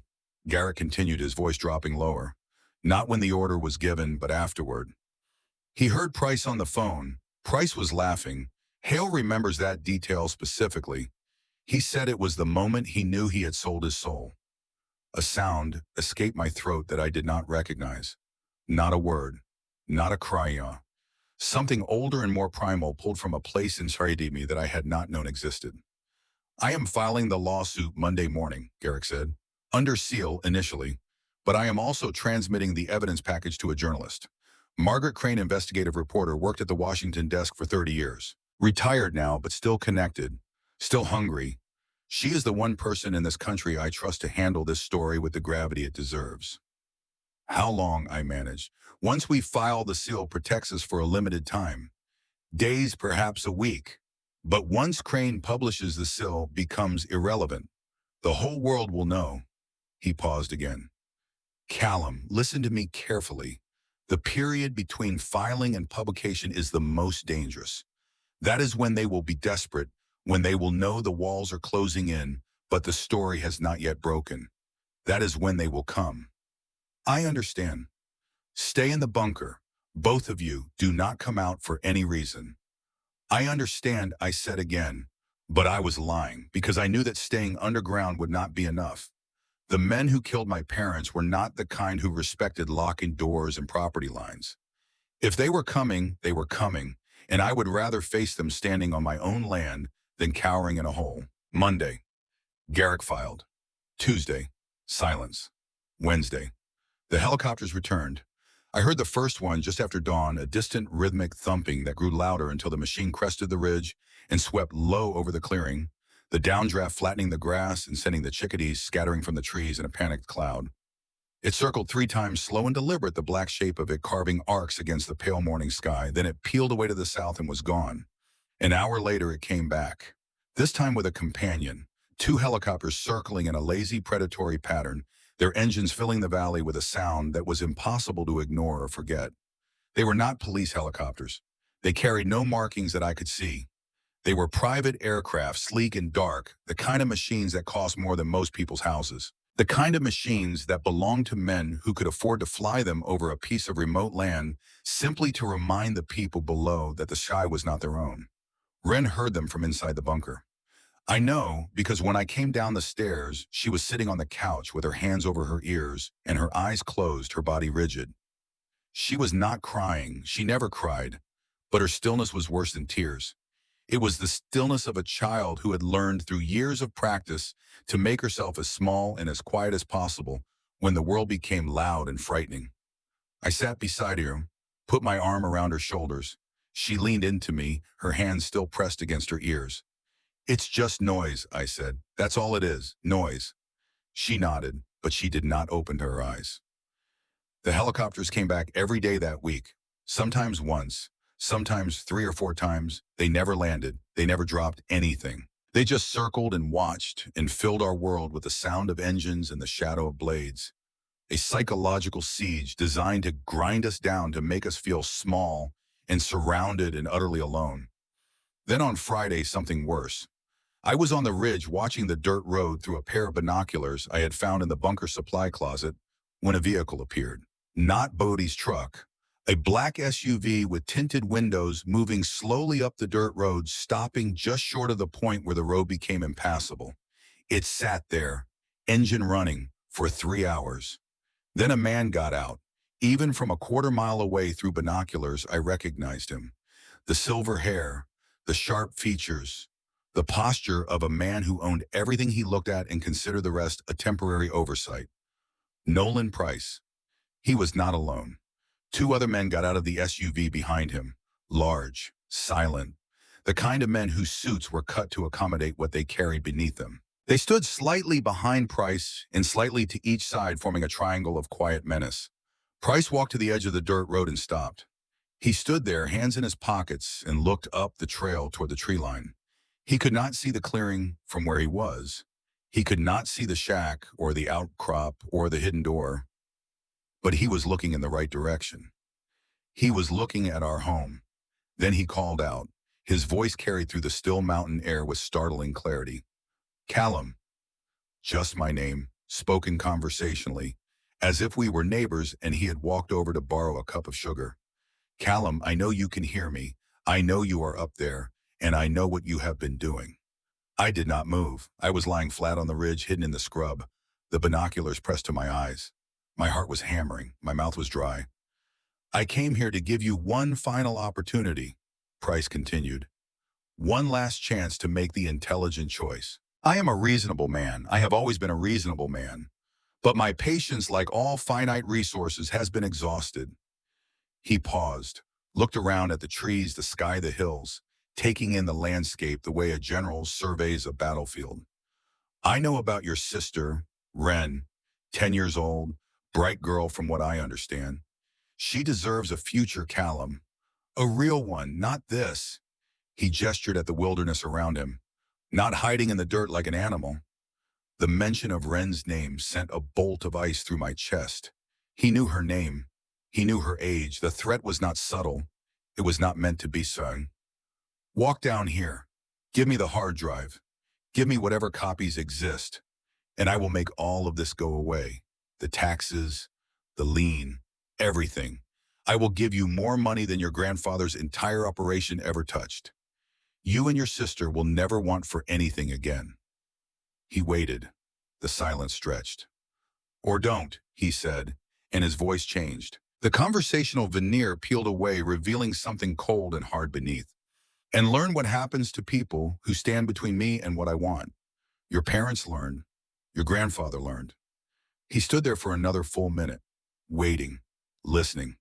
Then he turned, walked back to the SUV and got in. The doors closed. The engine revved, and the vehicle reversed slowly down the dirt road and disappeared. I lay on the ridge for a long time after he was gone. The binoculars were shaking in my hands, not from cold, from fury, a white-hot, incandescent rage that burned through every rational thought in my head. He had come to my home. He had spoken my sister's name. He had threatened her life the way you threatened to cancel a subscription, casually, efficiently, as part of a business transaction. And he had confessed to murder. My parents, my grandfather, he had referenced them both, standing on a dirt road in Clarion County in broad daylight, believing himself untouchable.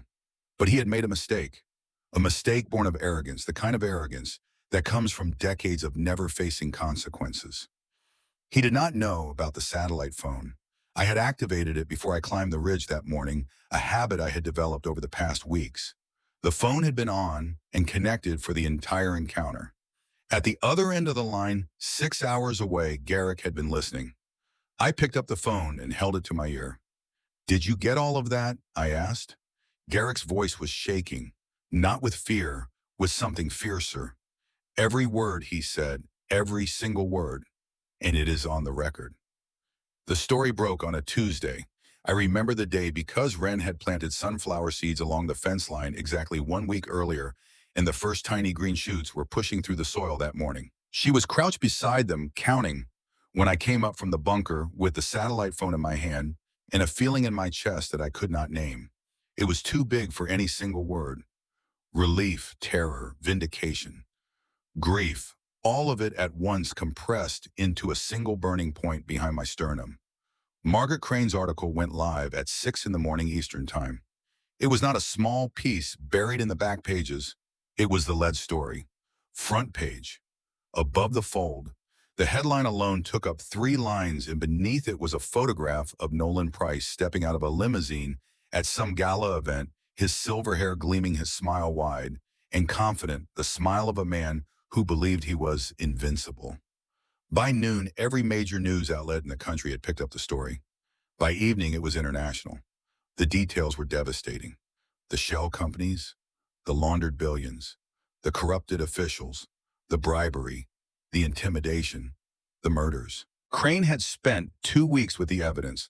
She had verified every claim against the hard drive data. She had cross-referenced Hale's testimony with public records and independent sources. She had done what my grandfather could not, what Garrick and I could not, what no individual acting alone could do. She had taken the truth and made it undeniable. Crestfall Holdings imploded overnight.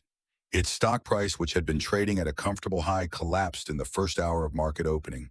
Trading was halted, then resumed, then halted again as the sell-off became a stampede. Board members resigned. Executives issued statements through their attorneys, each one more carefully worded than the last, each one a masterpiece of strategic distance from the man at the center. Nolan Price. By Wednesday, the FBI had executed search warrants on Crestfall's corporate headquarters. Agents in blue windbreakers carried boxes of documents out the front doors, while cameras flashed and reporters shouted questions that no one answered. Similar raids took place at 6 other locations across 4 states. The homes of men whose photographs had hung on my grandfather's corkboard were suddenly surrounded by black SUVs, but this time the SUVs belonged to federal law enforcement. By Thursday, Price had been arrested. The footage played on every channel. A perp walk. The silver-haired CEO in handcuffs, his face a mask of stone, his lawyer at his side barking about due process and prosecutorial overreach. He did not look invincible anymore. He looked exactly like what he was, a man who had run out of places to hide. I watched it all from the bunker. On the old laptop screen, the same machine my grandfather had used to catalog 30 years of evidence, I watched the empire fall. Wren sat beside me on the couch, her legs folded beneath her, her stuffed rabbit in her lap. She watched the footage of the arrest with an expression I could not read. Then she looked at me. "Is it over?" she asked. "Almost," I said. She nodded, thought about it. "Can we go outside now?" I looked at her serious, steady face, at the rabbit in her lap, at the small hands that had carried water for our garden and drawn pictures of every bird in the valley. "Yeah," I said, "we can go outside." We climbed the stairs together. I opened the bunker door. The late afternoon light poured in golden and warm, and the air smelled like pine and damp earth and the faintly sweet scent of the wild honeysuckle that grew along the fence. The helicopters were gone. The dirt road was empty. The only sound was the wind in the trees and the creek running along the eastern boundary, the river of secrets carrying its water toward wherever rivers go. Wren walked out into the clearing and stood there, her face turned up to the sky, her arms at her sides, breathing. I stood in the doorway of the bunker and watched her, and I let myself feel it. The thing I had been holding at arm's length for months because feeling it felt like tempting fate. It was not happiness. Not exactly. It was something deeper and quieter than that. It was the absence of dread. The first moment in as long as I could remember when I was not bracing for the next blow, the next loss, the next closed door. It was peace, unfamiliar and fragile, and so precious that I was afraid to breathe too hard in case it shattered. There was one more tape. I found it that evening after Wren had gone to sleep. I was tidying the study, putting my grandfather's files back into their cases, restoring order to the room that had been our war room for months. Beneath a stack of papers in the bottom drawer of the desk, there was a cassette I had not seen before. It was labeled differently from the others. No date, no file number. Just 2 words in that familiar block handwriting. The end. I sat down at the desk, inserted the tape, pressed play, the crackle, the hiss, and then his voice. Callum, if you are listening to this, then you did it. You chose the harder road, you stood your ground, and you won. I closed my eyes. I wish I could have been there. I wish I could have seen your face the first time you walked into this bunker. I wish I could have been the one to explain everything, to hold you and your sister and tell you that it was going to be all right. But wishes are a currency that buys nothing, and I learned long ago to deal in what is real. A pause, the sound of a man collecting himself. What is real is this. You are a Mercer. You come from a line of people who do not look away. Your grandmother, God rest her, she was the bravest person I ever knew. She is the one who convinced me to start collecting the evidence in the first place. She died before I could finish the work. Cancer, the one enemy I could not outmaneuver. But she made me promise that I would see it through, that I would make sure the truth survived even if I did not. His voice wavered, then steadied. Your father was the same, strong, stubborn. He had your eyes, Callum, dark and steady, and your mother, she had Wren's laugh. Did you know that Wren laughs exactly the way your mother did? I used to hear it through the walls of this bunker in my memory, in my dreams, and it was the only thing that kept me going on the nights when I wanted to give up. I was crying. I did not try to stop it. There was no one to perform strength for. There was no one watching. Just me and a dead man's voice in a concrete room underground. I do not know what happens next for you. That is your story to write, not mine. But I will tell you what I hope. I hope you stay. I hope you build something on this land. Something that grows. Something with roots. Something with windows that let the light in. A long pause. I could hear him breathing. The slow, careful breathing of a man who knows these are the last words he will ever speak. There is a spot on the ridge, the highest point. On a clear day, you can see the whole valley from there. Your grandmother and I used to sit there when we were young before all of this. Before the secrets and the hiding and the fear. We would sit there and watch the sun go down and talk about the house we were going to build someday. His voice broke, just for a moment, a crack in the granite. Build it, Callum. Build the house for yourself, for Wren, for all of us. A click. The tape ended. The spools stopped turning. I sat in the silence for a long time. The fluorescent lights hummed. The ventilation whispered. The bunker breathed around me, alive with the presence of a man who had given everything he had, including the years he should have spent with us, to protect a truth and a family and a piece of land that the rest of the world considered worthless. I rewound the tape. I did not play it again. Some things you only need to hear once because they imprint themselves on your bones. I put the tape back in the drawer, turned off the desk lamp, and went to check on Wren. She was asleep. Curled on her side in the bottom bunk, one arm around the rabbit, her breathing slow and even. I pulled the blanket up over her shoulder, stood there watching her for a while. Then I climbed the stairs, opened the bunker door, walked out into the night. The sky was clear, a million stars, more than I had ever seen from any city or suburb or group home. The Milky Way stretched across the darkness like a river of light. The air was cold and clean and tasted like pine and stone and the approaching autumn. I climbed the ridge, found the highest point, sat down on the rock that was still warm from the afternoon sun, and I looked out over the valley. It was there, all of it, the dark shapes of the trees, the silver thread of the creek, the clearing below with its patched shack and its stubborn garden and its hidden bunker. 500 acres of cursed land that no one wanted. 500 acres that had sheltered a secret and a sacrifice and now sheltered us. My grandfather had sat on this exact spot with my grandmother 50 years ago and dreamed about a house. I was going to build it. The legal proceedings took another year. It was a slow, grinding, methodical dismantling of an empire. Garrick handled most of it, shielding us from the worst of the depositions and motions and counterfilings. Price's attorneys fought every inch, as expensive attorneys do, but the evidence was a mountain, and they were trying to move it with teaspoons. Hale testified before a grand jury, then before a federal judge. His testimony, combined with the hard drive data and my grandfather's 30 years of documentation, was described by the lead prosecutor as the most comprehensive body of evidence in a domestic financial crimes case in 2 decades. The recording of price on my land, threatening me and my sister, referencing the deaths of our parents, was played in open court. The courtroom, I was told, went silent. The kind of silence that precedes a verdict that everyone already knows. Price was convicted on 18 counts, including conspiracy, fraud, money laundering, and 2 counts of murder for hire. He was sentenced to life without parole. 12 other men whose faces I had memorized from my grandfather's corkboard received sentences ranging from 15 years to life. Crestfall Holdings was dissolved. Its assets, the legitimate ones and the hidden ones, were seized by the federal government. And as the original whistleblowers, a designation that Garrick had fought for, with the tenacity of a man defending his own family, a significant portion of the recovered assets was awarded to us by the court. It was a fortune so large that the number seemed abstract, a figure on a document that bore no relationship to the reality of 2 people who had recently been eating canned peaches for breakfast in an underground bunker. But by the time the settlement came through, the money felt like an afterthought. We'd already found what we were looking for. I built a house in the spring, not alone. I hired a crew from Pine Ridge local men who worked with wood and stone the way their fathers and grandfathers had, with quiet competence and an economy of movement that I admired and tried to learn.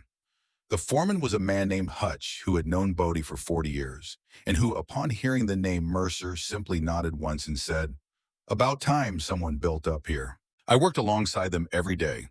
I carried lumber. I drove nails. I learned to frame a wall and set a joist and read a level. My hands, which had already been hardened by months of clearing land and chopping wood, became something new. Not the soft hands of a boy, not the calloused hands of a laborer, the hands of a builder, a man who was making something that would outlast him. The house was modest. I had no interest in a mansion. I wanted something that belonged to the land, that grew from it the way the pines and the rocks in the creek belonged.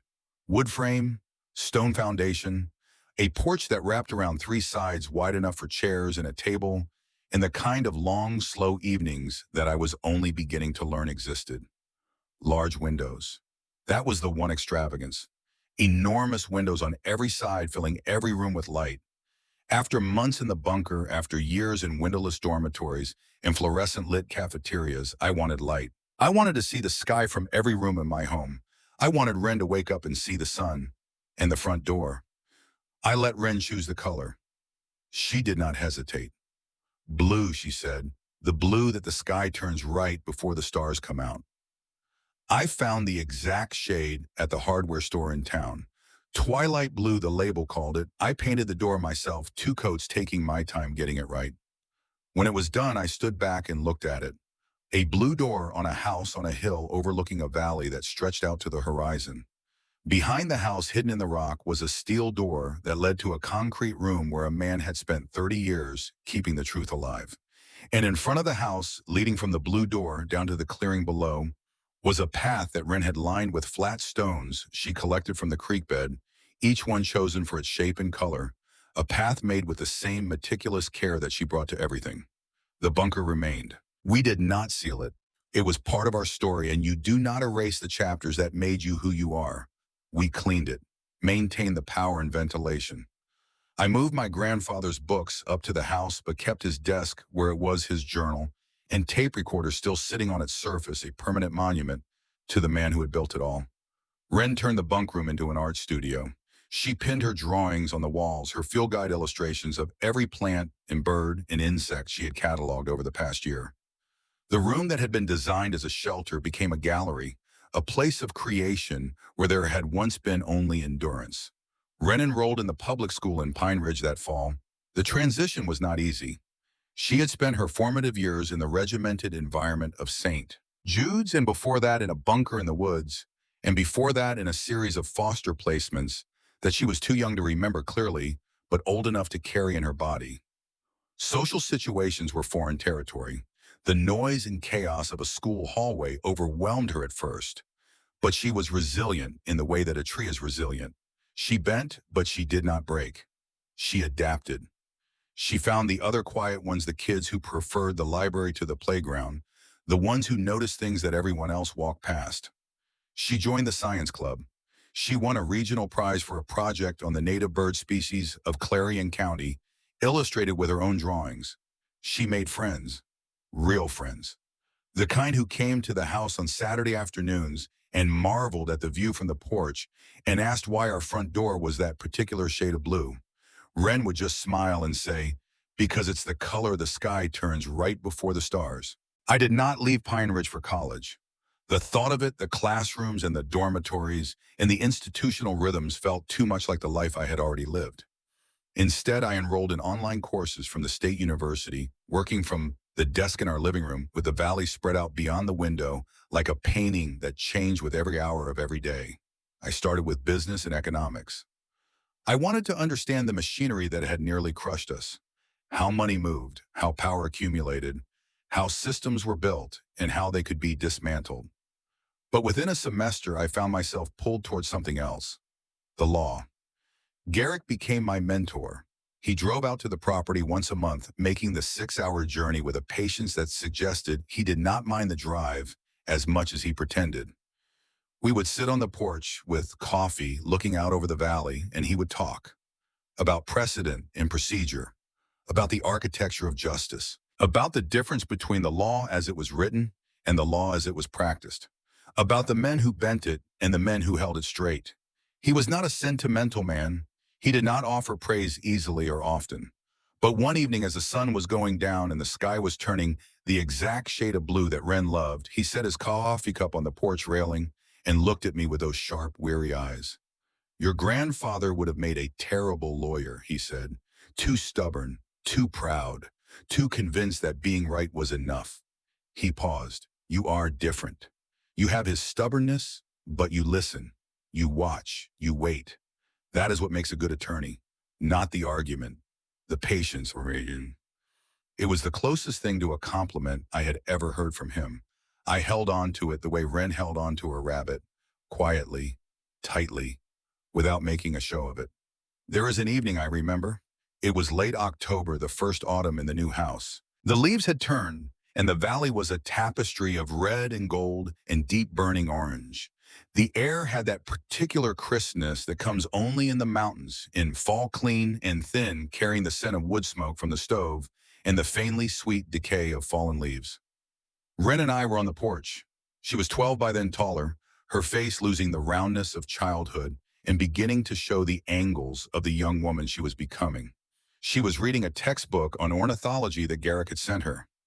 I was reviewing case law for a paper I was writing on whistleblower protections. The sun was going down. The light turned gold, then amber, then a deep glowing orange that set the ridgeline on fire. The shadows of the pines stretched long across the valley floor. A hawk circled in the distance, riding the thermals in slow, effortless spirals. Neither of us spoke. We did not need to. The silence between us was not the silence of the orphanage, which had been empty and cold. It was not the silence of the bunker, which had been tense and watchful. It was a different kind of silence entirely. The kind that exists between two people who have been through something together and come out the other side. The kind of silence that is actually full of everything that does not need to be said because it is already understood. I looked at her, she looked at me, and she smiled. A small, quiet smile that contained 10 years of dormitories and caseworkers and manila envelopes and cardboard boxes and bus rides and a shack in the woods and a door in the rock and a voice on a tape saying, I am so sorry for everything. This is good, she said. That was all. This is good. And it was. It was good. It was more than good. It was the thing I had spent my entire life searching for without knowing its name. Home. Not a place you are given, not a place you are assigned, not a building with a number and a file and an expiration date, a place you fight for, a place you build with your own hands, a place you choose every single day to stand your ground and defend and fill with light. This whole journey taught me something that I think we all need to hear from time to time. The things we inherit, the burdens and the debts and the painful histories, they are not always what they seem. Sometimes the heaviest box contains the greatest gift. The most desolate landscape holds the deepest secret. The most painful story holds the key to our freedom. For 10 years, I believed my story was about abandonment. I was wrong. My story was about protection. It was about a love so deep and so fierce that it was willing to be misunderstood, to be hated, even in order to keep the people it cherished alive. Reclaiming your own narrative, finding the truth that has been buried beneath the official version of events, is the most powerful act of rebellion there is. It is how you turn a prison into a fortress, a curse into a legacy, a shack in the woods into a home on a hill. We all carry an inheritance, not just money or property or land, something deeper, a lesson, a value, a choice that was made for us before we were old enough to understand it. And at some point, we all stand in front of a locked door with a key in our hand and a decision to make. Open it or walk away. My hope in sharing this story is that when your moment comes, you will find the courage to turn the key. If this resonated with you, if it touched something real in your own life, I hope you will consider subscribing and joining the community we are building here. It is a place for people who understand that life is not simple and that the best things are often the things we had to fight the hardest for. And I want to hear from you. In the comments, tell me this. What is the most important thing you have ever inherited? It does not have to be money or property. It could be a lesson, a value, a story, a choice someone made that shaped who you became. I will be reading every single one. Thank you for listening.